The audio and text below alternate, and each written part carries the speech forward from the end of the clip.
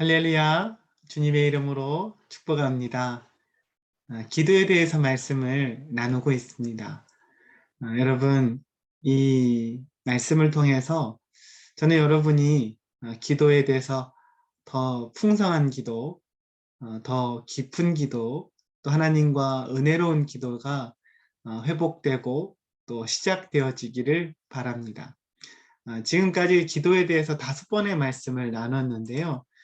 여러분 기억나시나요? 우리 한번 좀 보겠습니다.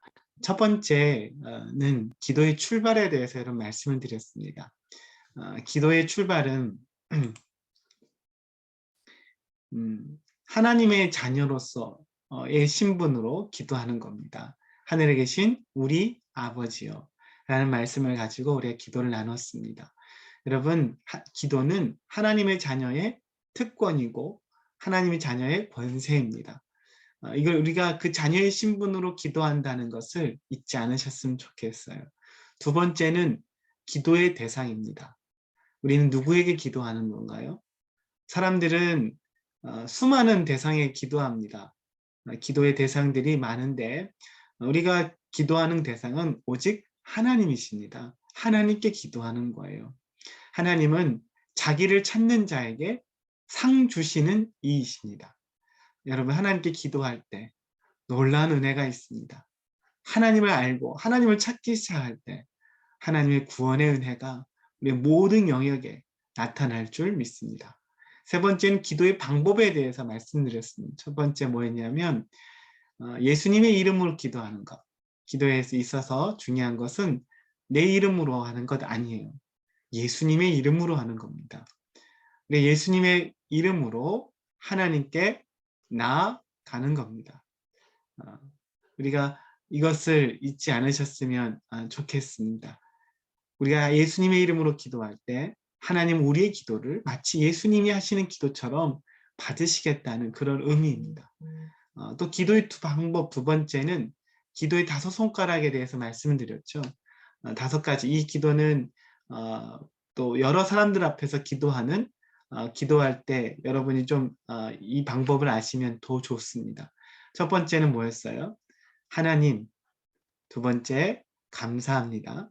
세 번째, 회개합니다. 네 번째, 간구합니다. 5번째, 예수님의 이름으로 기도합니다. 이렇게 5가지의 방법으로 또 이런 것을 생각하면서 여러분 기도문을 적어 보시고 그렇게 정기적으로 기도문을 적어 보시고 여러분 기도 노트를 좀 보관해 놓으시면 아주 좋을 것 같습니다. 그리고 교회에서 여러분이 기도를 맡게 되거나 다른 사람 앞에 기도할 때도 이런 순서로 기도하면 좋습니다. 그 5번째 우리가 말씀은 1시간 기도하는 법에 대해서 말씀드렸죠. 누구나 1시간 기도할 수 있는 법.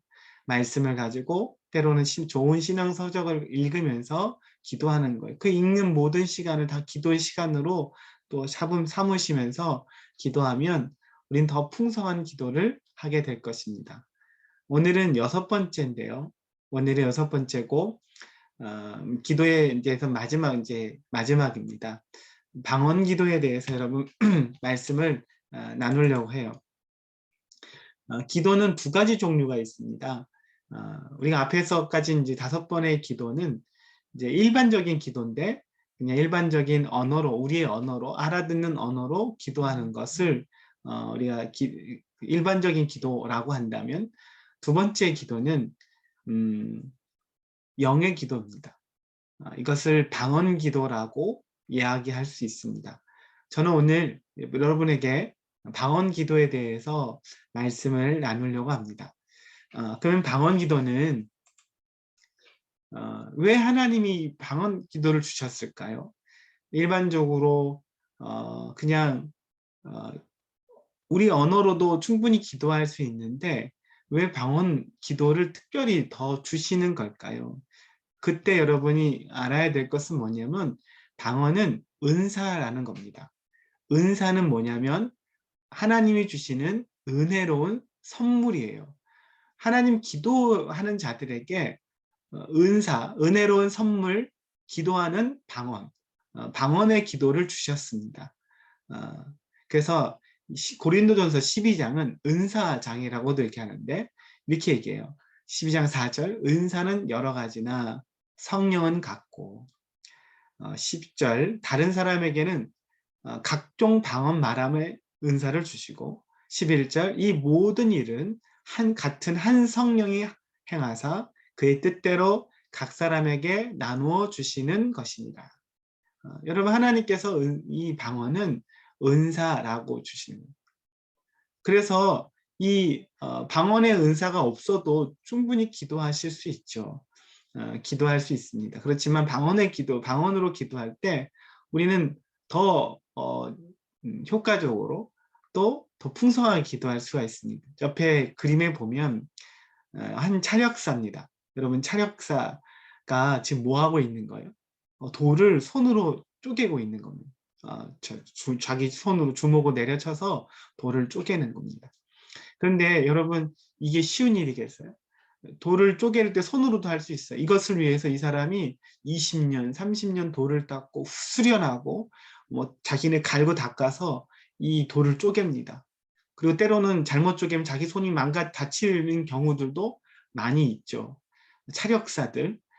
그런데 여러분 이렇게 훈련하거나 여러분이 돌을 닦지 않아도 우리는 이 돌을 깰 수가 있습니다.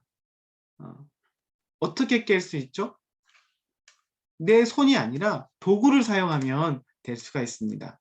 여러분 망치를 사용하면 여러분 우리도 돌을 깰 수 있어요.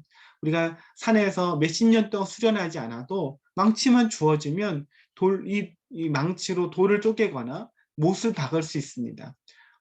손으로도 못 박을 수도 있고 손으로도 돌을 쪼갤 수 있어요. 그럴 수도 있지만 이 도구 하나로도 어린이들도 돌을 쪼개거나 때로는 못을 박을 수가 있어요.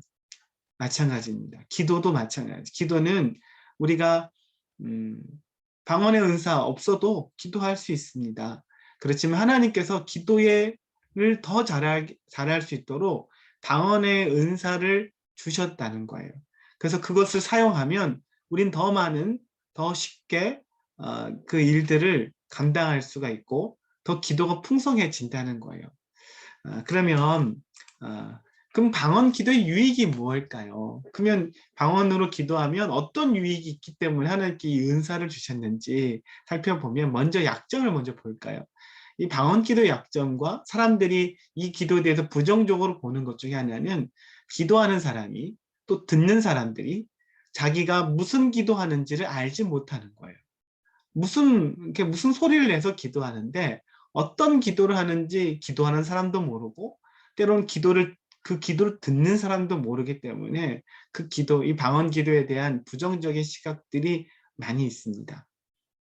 그러면 그럼에도 불구하고 방언 기도의 유익도 있다는 거잖아요. 그러면 어떤 유익이 있기 때문에 주신 거겠어요? 그것은 바로 이겁니다. 세 가지로 얘기할 수 있는데요. 첫 번째는 오랜 시간 기도할 수가 있습니다. 여러분 기도를 해보시면 알겠지만 여러분 5분 기도하는 거 10분 기도하고 15분 기도하는 거 힘든 일입니다.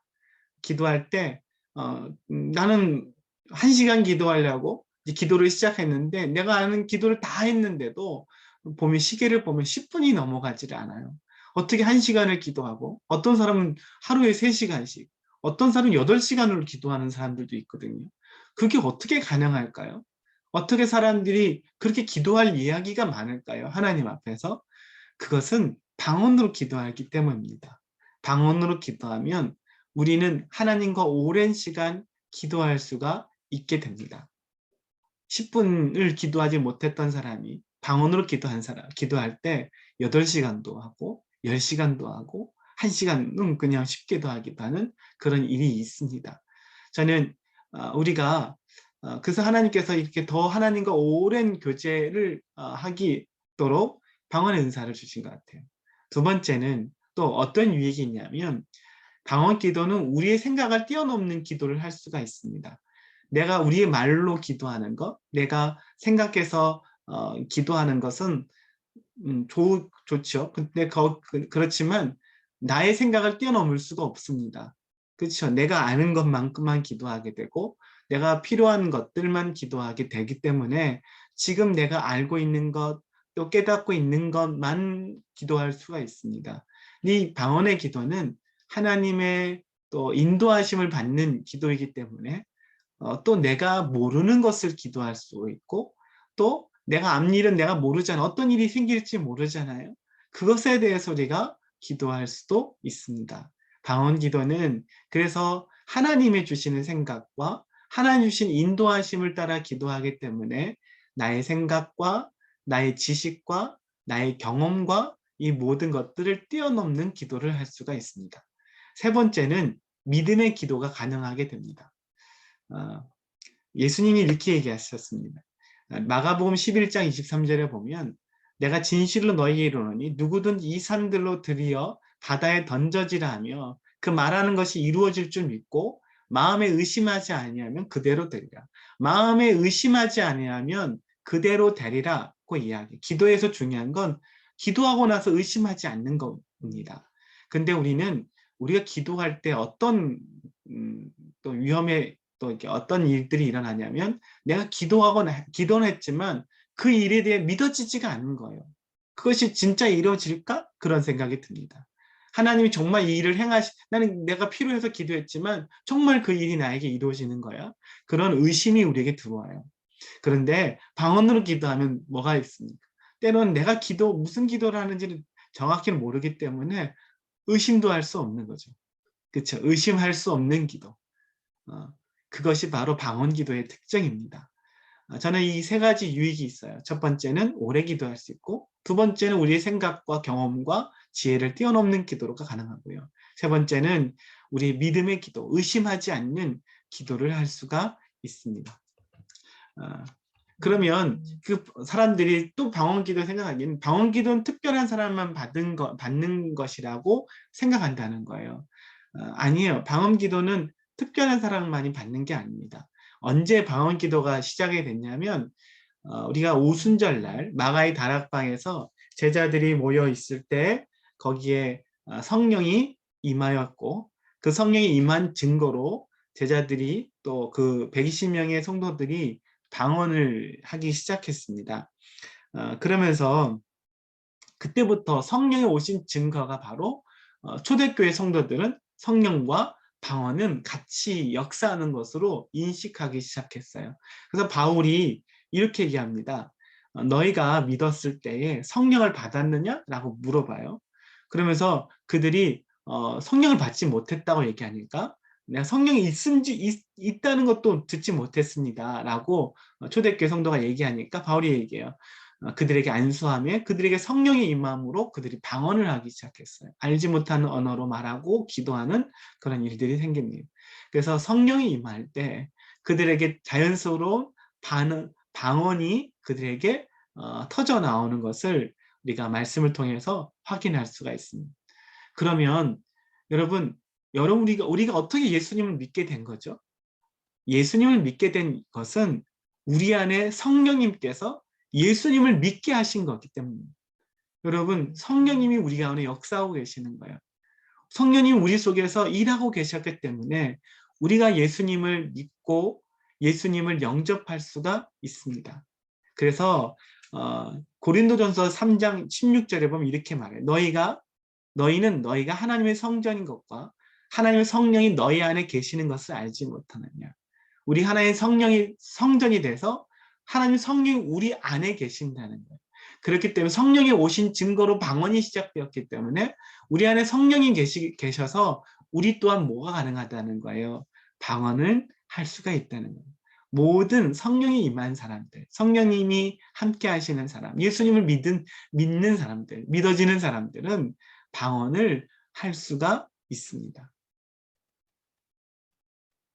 하나님께서 우리를 위해서 방언을 주신 겁니다. 그러면 그 방언에 대한 우리 자세가 중요한 것 같아요. 우리가 방언 기도에 대한 두려움이 있습니다. 많은 사람들이 방언 기도하면 이상해지는 것처럼 느껴지는 것 같아요. 두려움이 많은데 그 두려움, 여러분 두려워하지 마십시오. 왜냐하면 그것이 성령님이 주시는 선물인 거예요. 은혜로운 선물. 여러분 기도를 위한 선물입니다. 그 선물이라는 것을 여러분 하나님께서 우리에게 좋은 것을 주시잖아요. 영적으로 풍성함을 주시는 겁니다. 교회를 위해서, 우리를 위해서 주시는 선물이기도 합니다. 그래서 이것을 선물로 여기고 두려워하지 말고 그런 두려움을 하지 않으셨으면 좋겠어요. 두 번째는 뭐냐면 방언에 대한 열린 마음입니다. 네, 방언에 대한 열린 마음. 방언이 나쁜 것이 아니라 또 이상한 게 아니라 하나님 선물이고 또 우리의 신앙의 유익을 위한 것이고 기도에 여러 가지 유익이 있다는 것을 여러분 아는 겁니다. 그래서 무분별하게 사용하고 교회에서 많은 사람들 앞에서 우리가 뭐 대표 기도를 할 때 방언 기도를 하면 이건 문제가 있겠죠. 다른 사람 기도하는데 방해가 되면 또 문제가 있겠죠.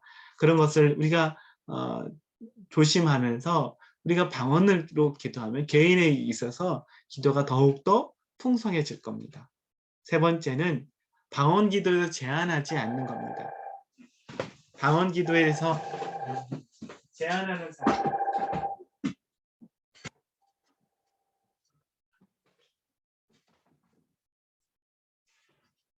네, 방언 기도에 대해서 제한하지 않게 되시기를 바랍니다.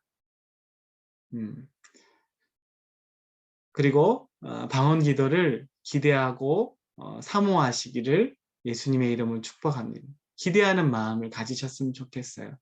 또 사모하셔요. 하나님께서는 너무 인격적인 분이시기 때문에 내가 원치 않으면 또 그런 부분에 대해서는 또 그렇게 막 강제로 하지 않으시더라고요. 우리 하나님께 방언 기도도 기대하고 사모하는 마음으로 함께 기도할 수 있는 또 사모하는 저 여러분 되었으면 좋겠습니다. 질문하겠습니다. 첫 번째 질문입니다. 여러분은 방언 기도에 대해서 어떻게 생각했습니까? 한번 어떻게 생각했는지 나누셨으면 좋겠고요. 두 번째는 방언 기도는 성령의 은사예요. 은혜로운 선물입니다. 방언 기도에는 어떤 유익이 있을까요? 제가 설명드린 유익도 있겠고 또 다른 유익들도 있을 건데 여러분이 그 유익을 또 있으면 또 여러분 삶 속에 경험하신 것들이 있거나 또 있으면 또 나누셔도 좋을 것 같습니다. 네, 방언 기도의 유익. 세 번째, 열린 마음으로 방언 기도를 사모하며 소리내어 기도해 보십시오. 내가 계속 제안을 하는 사람들도 많다 그렇습니다. 내가 절대로 이거 방언 기도하지 말아야지 라고 하는 사람들도 있어요. 제안하지 마시고 이런 방언으로 내가 억지로도 할 필요도 없죠. 하나님께서 우리에게 하게 하시면 하시게 하는 겁니다. 또 제안하지 마시고 때로는 또 기대하고 사모하는 마음으로 또 기도하시고 그래서 여러분의 기도가 더욱더 풍성해지고 또 은혜가 가득하여지기를 주님의 이름으로 축복합니다. 기도하겠습니다. 하나님 아버지 감사합니다. 오늘은 우리 기도의 6번째 방언 기도에 대해서 말씀을 나눴습니다. 하나님, 이 방언 기도에 는 하나님께 주신 은사입니다. 기도를 위해서 우리가 더 풍성한 기도를 위해서 주신 것인데 이 기도를 잘 알게 하시고 또 이 기도의 유익을 누리게 하시고 또 이 방언 기도를 통해서 더 풍성하고 더 깊은 기도 또 하나님의 은혜 가운데 서는 우리 모두가 되게 하여 주시옵소서. 감사합니다. 예수님의 이름으로 기도합니다. 아멘. 감사합니다.